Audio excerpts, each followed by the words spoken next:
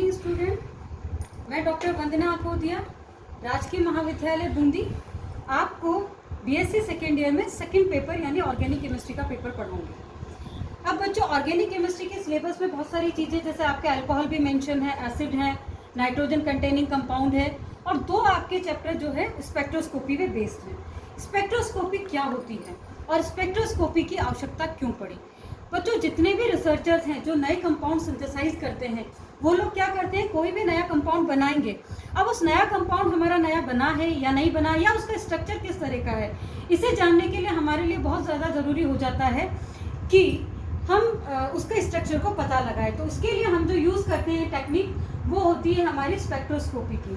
और ये टेक्निक ज़्यादा इम्पोर्टेंट क्यों है? उसकी वजह ये है क्योंकि यदि हम केमिकल प्रोसेस से किसी भी मॉलिक्यूल का स्ट्रक्चर आइडेंटिफाई करने की कोशिश करेंगे तो हमें उसके लिए बहुत ज़्यादा यील्ड की ज़रूरत है।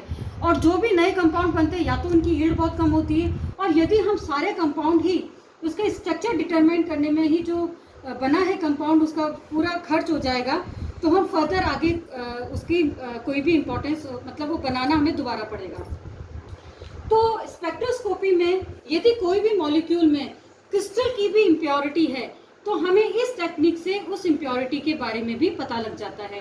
अब ये आता है कि ऑर्गेनिक केमिस्ट्री में जो 4 स्पेक्ट्रोस्कोपी हमारे लिए इम्पोर्टेंट है, वो है हमारी यूवी, आईआर, प्रोटॉन एनएमआर और मास स्पेक्ट्रा।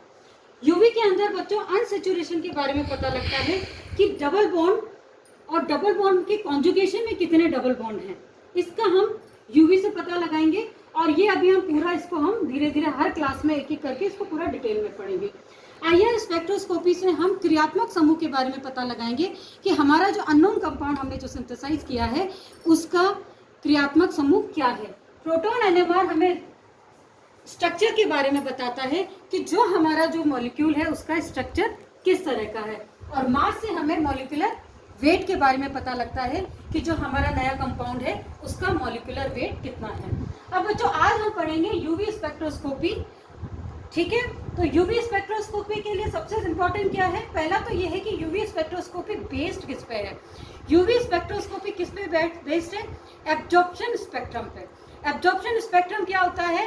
एब्जॉर्प्शन स्पेक्ट्रम होता है आपका कि आपका जो इलेक्ट्रॉनिक ट्रांजिशन है। अब एब्जॉर्प्शन को समझने के लिए यहाँ देखिए बच्चों, यहाँ पर ध्यान से देखिए, यहाँ मैंने 2 एनर्जी लेवल बनाए हैं। फर्स्ट है आपका ग्राउंड स्टेट, सेकंड है आपका एक्साइटेड स्टेट। बच्चों, जब हम डेल ई एनर्जी प्रोवाइड करते हैं तो हमारा एक इलेक्ट्रॉन ट्रांजिशन से एक्साइटेड स्टेट में चला जाता है। यहाँ ये जितनी एनर्जी एब्जॉर्ब करता है उसी से जो हमें बैंड मिलता है उसे हम एब्जॉर्प्शन बैंड कहते हैं। अब बच्चों, डेल ई किसके इक्वल है? यानी कि यदि हम एक्साइटेड स्टेट में जो एनर्जी है इसको अपन ग्राउंड स्टेट एनर्जी से माइनस कर देंगे, जो किसके इक्वल है? एच म्यू के इक्वल है।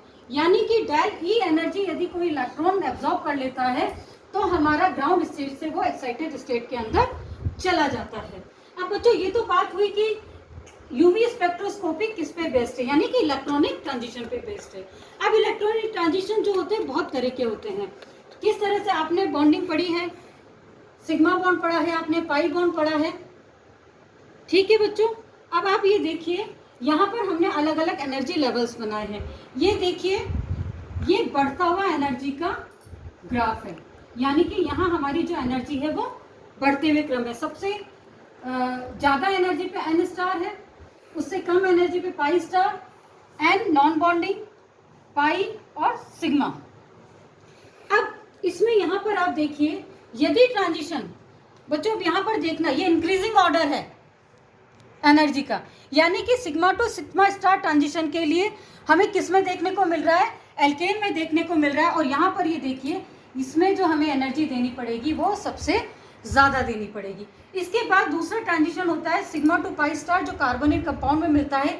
बच्चों, ये इतना इंपॉर्टेंट ट्रांजिशन नहीं है, इसे हम इग्नोर कर सकते हैं, पर चूंकि आपको जानना ज़रूरी है इसलिए इसको थोड़ा सा बता दिया कि यदि कहीं आपको मिले कि and sigma to pi star transition मिलता है तो हमें ये पता होना चाहिए, हाँ मिलता है।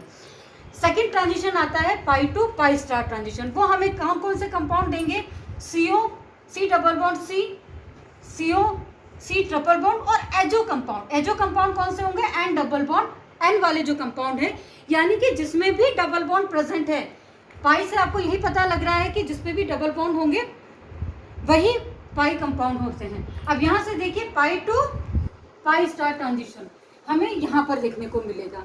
इसी तरह से नेक्स्ट ट्रांजिशन देखिए आप, N to sigma star transition, ये हमें देखने को मिलता है ऑक्सीजन, नाइट्रोजन, सल्फर और जितने भी हमारे हैलोजेंस कंपाउंड होते हैं उनमें इस तरह का ट्रांजिशन होता है, देखने को मिलता है।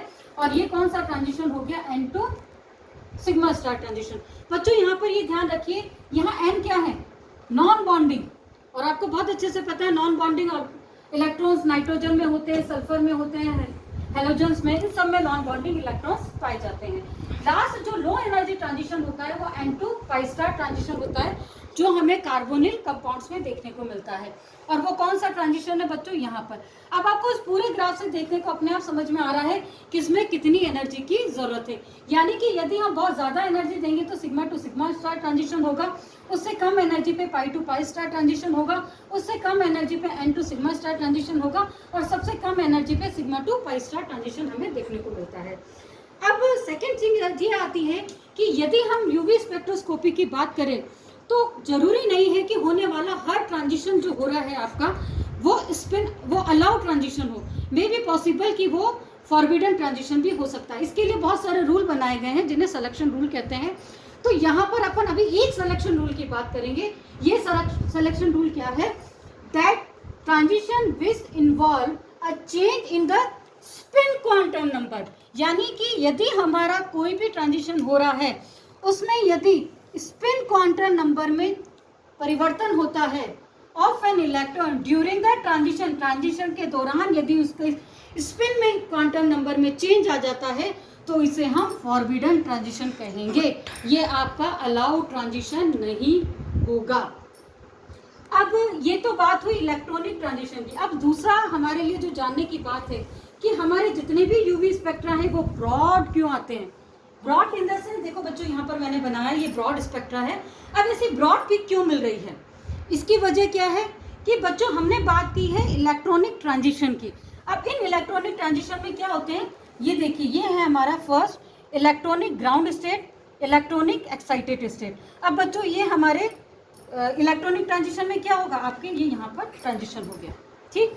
अब इसके अंदर आप ये देखिए कि ये जो मैंने लेवल्स बनाए ये हो गए V0, V1, ये हो गए आपके वाइब्रेशनल एनर्जी लेवल, ठीक। अब इन वाइब्रेशनल एनर्जी लेवल के बीच में छोटे छोटे से आपके रोटेशनल एनर्जी लेवल्स आपको देखने को मिलेंगे।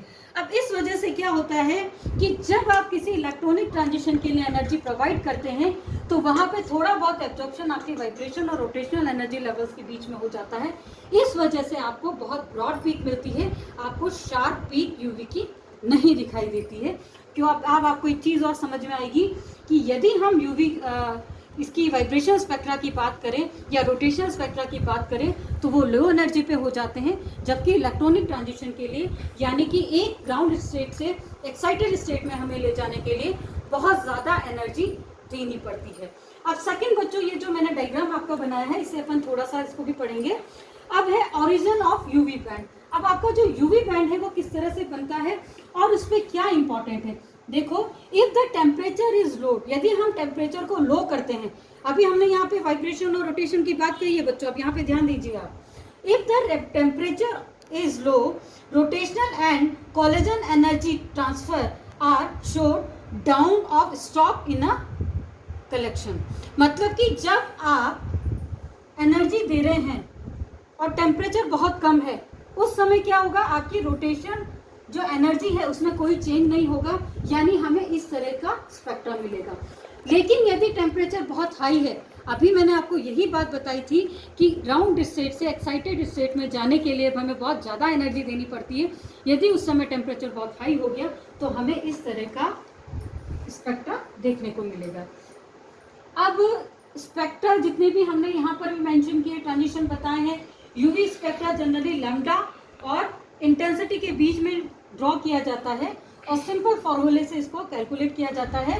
Log I0/I is equal to epsilon CL। L यहाँ पे लेंथ है, C कंसनट्रेट है, एक्सलॉन मोलर कोफिशिएंट है, I0 आपकी इंसिडेंट लाइट है, I जो है आपकी ट्रांसमिटेड लाइट है। तो बच्चों ये आज हमने यूवी के बारे में पढ़ा है, नेक्स्ट टर्न पे हम इसके आगे पढ़ेंगे। Thank you.